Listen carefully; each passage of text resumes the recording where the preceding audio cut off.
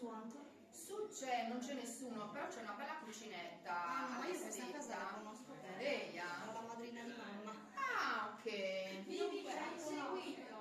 Visto? No, siamo venuti a recuperare. Mi può credere, io vedo. Sì, perché Daniela le case sono di là, ecco perché ero sicura che erano quelle. Bolle.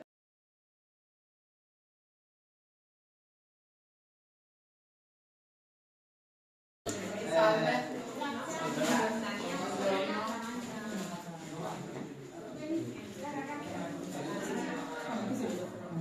Sì, siamo una piccola azienda che buongiorno, che coltiva zafferano, oltre che lavora le alveari, insomma le api, allevare le api per produrre miele. Lo zafferano in passato veniva utilizzato soprattutto come pianta tintoria. Nei cortili delle case si coltivava lo zafferano, il quale poi veniva utilizzato per tingere la lana o la seta. Con la lana ad esempio ci si facevano le coperte, questa è una tipica coperta olianese, savressata, tinta con lo zafferano, coperta che poi in realtà aveva tanti usi, non era solo una coperta.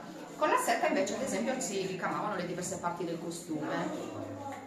Il filato veniva prima messo in ammollo con acqua e un mordente, che è un sale che preparava il tessuto ad accogliere il colore e fa aderire il colore.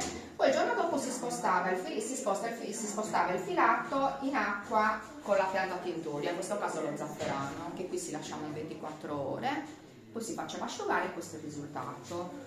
Questa è lana di pecora sarda, invece questa è setta, lavorata artigianalmente a Oliena, dal bacco da setta, invece quella abbiamo sperimentato la tintura con una lana industriale praticamente.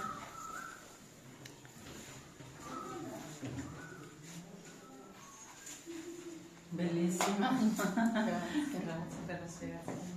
Figuri.